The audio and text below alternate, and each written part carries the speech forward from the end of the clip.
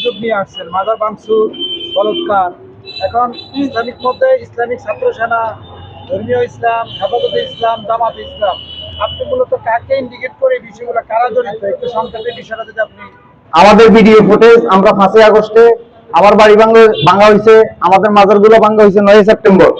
আমরা পরে video footage পর্যবেক্ষণ করে দেখি এগুলো কওমির ছেলে এবং জামাত শিবিরের ছেলেরা।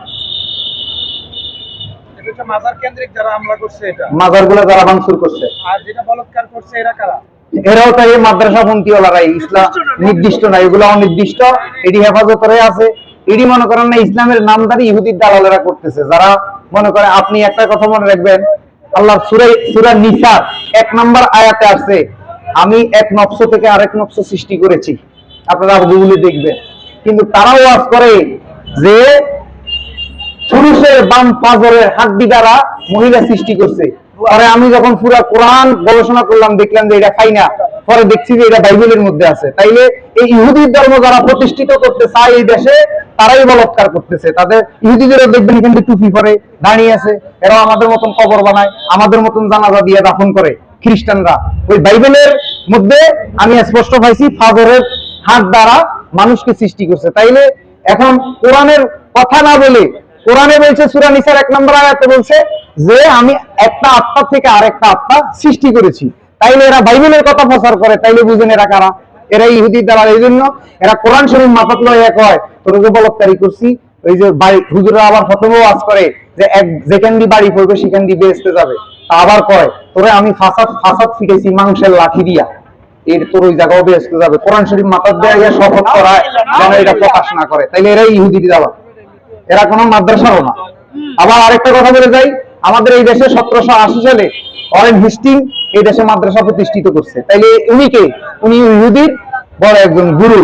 তো সেই জায়গা থেকে এগুলার থেকে আমরা যেসব মাদ্রাসায় বলৎকার হচ্ছে, যেসব মাদ্রাসায় নারী দর্শন হচ্ছে, এগুলাকে মনিটরিংয়ে আনার জন্য নতুন ধারা চেয়ারম্যান মুমিন মেহেদী বলেছেন এবং শান্তাপার জানাও বলেছেন, আমরাও চাই যে সবকিছুই থাকুক, কিন্তু যেন সুন্দরভাবে পরিবেশন হয়।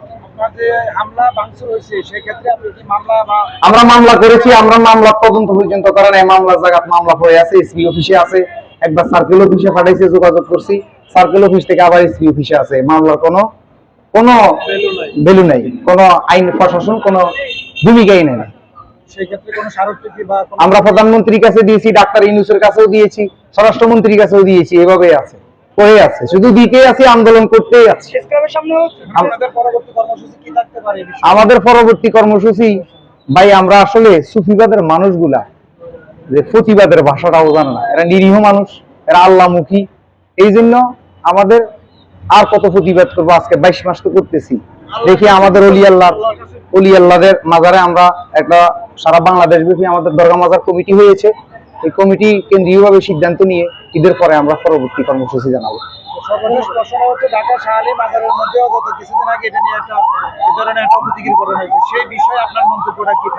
সেই বিষয়ে ব্যারিস্টার আরমান আপনারা দেখেছেন এবং কি ভিডিও ফুটেজে আছে স্পষ্ট, জামাতের কর্মীরা রাইতের 1টা বাজে পাগল ফকিররা ঘুমিয়ে আছে, ওই ঘুমের মধ্যে আসি ফিরে শুরু করছে। তো এখন ব্যারিস্টার আরমান দোষ দিচ্ছে বিএনপি দোষ দিচ্ছে, বিএনপি কারো দোষ দেয় না, বিএনপি নিরূপ ভূমিকা আছে। আবার ব্যারিস্টার আরমান দোষ দিচ্ছে পুলিশ কমিশনার দোষ দিচ্ছে জামাতে ইসলামের, যে আমাদের সাথে যোগাযোগ নেই।